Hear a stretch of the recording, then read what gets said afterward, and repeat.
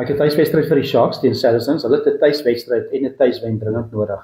Saracens is baie gedigte teenstanders. Dit is 'n nuwe afrigter ook. John Plumtree het nou klaargemaak. Baie veranderinge kan, of dit werk baie goed, of dit vat jou tyd om by mekaar te kom. Moeilik om te sê wat kan gebeur Saterdag, maar enige iets, een of ander verandering is ten minste nou nodig. Miskien is 'n nuwe afrigter, 'n nuwe stem in die kleedkamer, die verskil wat hulle nodig het. Ja, ek moet vir jou sê, ek dink John Plumtree kom met 'n geweldige goeie CV vir verskeie spanne waarby hy betrokke was. Dis nie die eerste keer wat hy by die Sharks betrokke is nie. En dis ook nie die eerste keer dat John Plumtree by die Sharks so halwe gemengde welslae ervaar nie. Ek dink JP Pietersen, oud Springbok, baie ervare speler, hy kom met baie kundigheid na die span toe, dis daar nie 'n nuwe gesig in die gemeenskap nie, die mense ken hom by die Sharks, hy was ook betrokke by die afrigtingsrolle in en om die verskeie vlakke by die Sharks.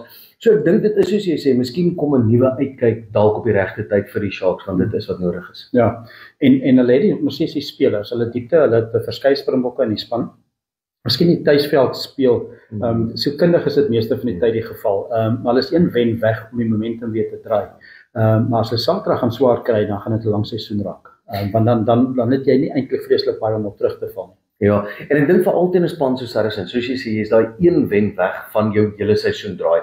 En as jy die span soos Saracens ore kan aansit of uitoorlê op 'n tuisveld, dan is dit amper half asof jy sê, okay, my seisoen begin nou. En ek dink dis wat nodig is. Jy het net nodig om te wen. Dis nie nodig om ver of groot te wen nie, dis net nodig om te wen, om daai bietjie selfvertroue weer te restoreer. En soos ons sê, miskien is JP Pietersen die speler wat juis as gevolg van die feit dat hy 'n oud speler is en weet wat verwag word van jou as speler by die Sharks, wel kan gaan en sê, weet jy, ek weet wat die mense van die Natal area nodig het in die Sharks. En dis wat ons het. Ja, daar's baie dinge van die veld af wat die Sharks 'n bietjie belemmer, iemand soos Evan Etzebeth wat nie beskikbaar is nie, maar baie spelers wat terugkom wel. En hulle gaan staat maak op daai senior spelers wat wel terugkom vir hierdie wedstryd om hulle hand op te steek en hierdie seisoen te draai. Wat die Engelse klubs baie moeilik maak is dat hulle is eintlik in effek 'n internasionale spanne, want hulle het soveel spelers van ander lande wat daarin speel. En dis 'n baie sterk kompeterende liga. Die Engelse Premier Liga is baie sterk. Dit maak Saracens 'n moeilike span.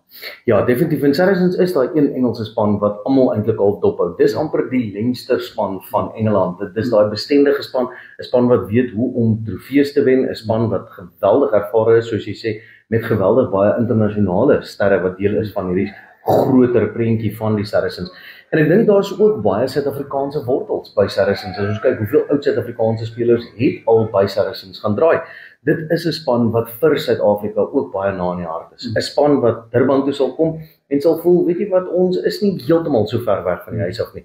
En dit mag dalk net die een ding wees waarop die Saracens span gaan staat maak om teen 'n sukkelende Sharks span oorwinning te kry.